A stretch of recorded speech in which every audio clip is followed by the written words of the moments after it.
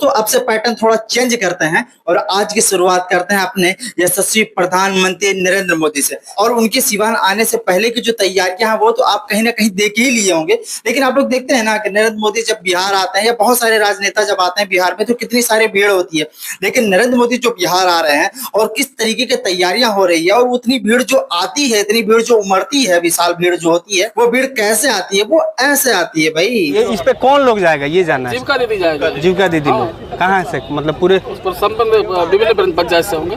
तो ये पूरा केवल बरौली के लिए है? बरौली से इतना बस है और जितने भी सरकारी लोग हैं सबका काम बांध दिया जाता है और जितने बसें आपको दिखाई दी ये सारे बस का जो खर्चा होता है वो सरकारी फंड से होता है। और वो मैं नहीं कह रहा हूँ, वो आप खुद ही सुन लीजिए। इसका खर्चा जो है सरकारी खर्चे से? बिल्कुल सरकारी खर्चे से। देखिए हम सवाल मेरा करना ये इसलिए जरूरी है कि मोदी जी कल आ रहे हैं। कुछ नहीं होगा सर, कल मोदी जी आ रहे हैं और मोदी जी के सभा में भीड़ हो इसलिए तमाम अधिकारी जी को लोग को जो है ड्यूटी बांट दिया गया है कि जीविका दीदी को पहले लेके आना है। वो लोग सबसे कमजोर कौन लोग है? आशा लोग, जीविका दीदी लोग, इन लोगों को टारगेट करना है। इसके लिए जो है सरकारी बस, ये सब सरकारी खर्चे से, दिखाइए ये सब सरकारी खर्चे से। अब मोदी जी आके सरकारी घोषणा एको को नहीं करेंगे, खाली लालू जी या विपक्ष पे हमला करेंगे। अब इतना सब कुछ देखने के बाद आपको खर्चे का अंदाजा तो हो गया होगा कि बिहार में सारी चीजें फुलफिल हो गई है, अब यही सब बाकी रह गया है।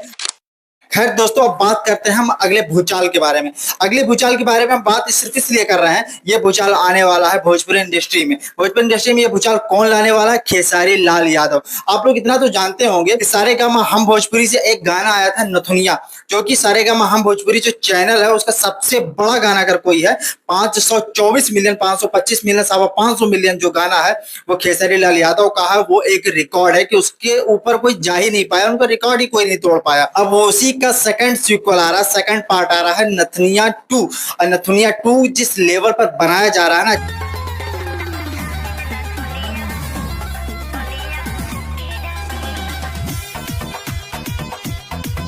भाई साहब अभी मोशन पोस्टर ही आया है और उसके बाद इतना भूचाल मच गया है। लेकिन भूचाल मोशन पोस्टर से मचा है, हालांकि बहुत अच्छा बनाया गया है, लेकिन देखने से इतना पता लग रहा है कि उसमें जो वीएफएक्स यूज किया गया है वो काफी हाई ब्रांड का है, काफी महंगा लग रहा है, जो कि भोजपुरी में आज तक तो हमने नहीं देखा कि किसी ने इस तरीके का वीएफएक्स यूज किया है। और खेसारी लाल का बॉडी के ऊपर वो टैटू थोड़ा सा डिफरेंट लग रहा है, बाकी चीजें भोजपुरी में ऐसा भी कुछ नहीं हुआ आज तक। लेकिन सच में गाने में कितना दमखम है वो तो गाना आने के बाद ही पता चलेगा। अभी से थोड़ा सा भूचाल मचाया जा रहा है, लेकिन गाना आने के बाद लिटरली देखने से अभी तक जो महसूस हो रहा है भोजपुरी का सबसे बड़ा गाना होने वाला है। अब गाना आएगा तो इसकी फुल रिव्यू आएगी इसी चैनल पर, तो आप लोग सब्सक्राइब करके रखिए।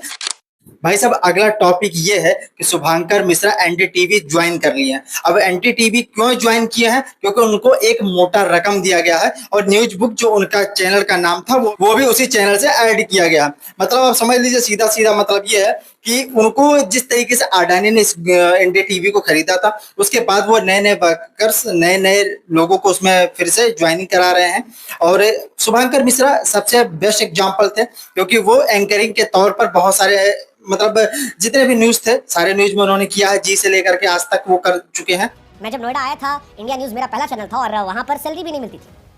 ट्रेनिंग एंकर कहकर वहां पर लंबे समय तक मजाक उड़ाए गए। लोग कहते थे इस कमरे से बाहर नहीं निकल पाओ, लेकिन सपने बड़े थे। वहां से निकलकर मैं जी गया, जी से निकलकर मैं टीवी 9 गया और फिर आज तक पहुंचा। और हर चैनल में मेरी अलग अलग परेशानियां थी। शुभांकर मिश्रा ने खुद ही बताया है कि अगर इलेक्ट्रॉनिक मीडिया की बात करें तो टॉप 3 में इस बार रहे हैं। और स्पोर्ट्स वाले अगर की बात करें, जैसे जिस तरीके से समझ लीजिए क्रिकेट का अगर बना है उस सब वीडियो में, उसमें नंबर 1 पर है, बाकी चीजों में नंबर 3 पर आते हैं। मतलब टीवी इंडस्ट्री में, इतनी बड़ी इंडस्ट्री में अगर कोई 3 नंबर पे आ रहा है तो बहुत बड़ी बात है। और इस समय भी वो अपनी शादी वादी को लेकर भी बात की है, तो आप सारा इसी चैनल पर जाकर देख सकते हैं, शुभांकर मिश्रा के चैनल पर ही आया है।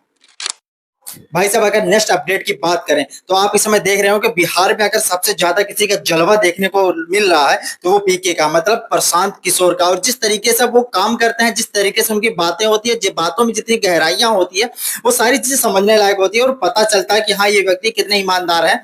और ये खुद ही बोलते हैं कि भाई हमारी पार्टी का कोई गलत आदमी अगर मिल रहा है, आपको किसी को टिकट मिल जा रहा है तो आप उसे वोट मत करिए। और सामने अगर किसी का भी ऐसा कैंडिडेट खड़ा होता है जिसका अच्छा होता है, समाज में अच्छा व्यवहार है, अच्छा इंसान है, तो आप उसे ही करिए। मतलब इनका सीधा सीधा एक ही एजेंडा है कि बिहार को बदलना है, बिहार को बनाना है। अब इसी की नेक्स्ट अपडेट में एक बात आज की निकली है कि वो जब गाड़ी से जा रहे थे, एक लड़का आता है यज्ञ का कोई चंदा मांगने के लिए, और उसे जिस तरीके का नसीहत देते हैं ना, आप खुद ही सुन लो भाई। आप मदद कीजिए, मदद करें, आप पूछ कर 2-4 दिन का भंडारा दीजिए। अरे आप हमसे पूछ के जब कर रहे हैं, नहीं कर रहे हैं। आए हमसे मांग रहे हैं पैसा, या इसीलिए ना रुपये आप इसीलिए ना आप लोग का ये दुर्दशा है। पढ़ाई नहीं चाहिए, रोजगार नहीं चाहिए, खाली जॉब जहाँ जाइए वहाँ चल जाना। मतलब आप सही समझ लीजिए कि इनकी जगह कोई भी होता तो कहीं अगल बगल से 1000-500 कुछ दिलवा दिया होता और चल दिया होता, लेकिन जिस तरीके से लड़के को नसीहत दी है ना, मतलब शिक्षा पर काम करो। और ये लोगों से यज्ञ या पूजा हवन में कहीं 1000-2000 देने से किसी का भविष्य नहीं बदलने वाला है। तो काम किया जाए अपने ऊपर और बिहार को बदलने का प्रयास किया जाए, खुद को बदलने का प्रयास किया जाए। और ये नसीहत सही में एक लगता है कि हाँ कोई खुद का गार्जियन दे रहा है, और ये किसी राजनेताओं में बहुत कम देखने को मिलती है। मैंने तो आज तक किसी में नहीं देखा। बाकी आपको क्या लगता है कि 243 सीट है लगभग बिहार में, और इस विधानसभा में पीके को मतलब प्रशांत किशोर जी को कितनी सीटें आ सकती है आपके अनुमान के हिसाब से? अगर आप बिहार में, वैसे भी आप लोग देखते होंगे, समझ रहे होंगे, महसूस कर रहे होंगे उन चीजों को, मुझे तो लगता है कि लगभग 150 पार ही होगा। बाकी आपको क्या लगता है कमेंट बॉक्स में दाग दीजिएगा। मिलते हैं अगले वीडियो में कोई नए फैक्ट के साथ, तब तक के लिए इजाजत दीजिए। जय हिंद।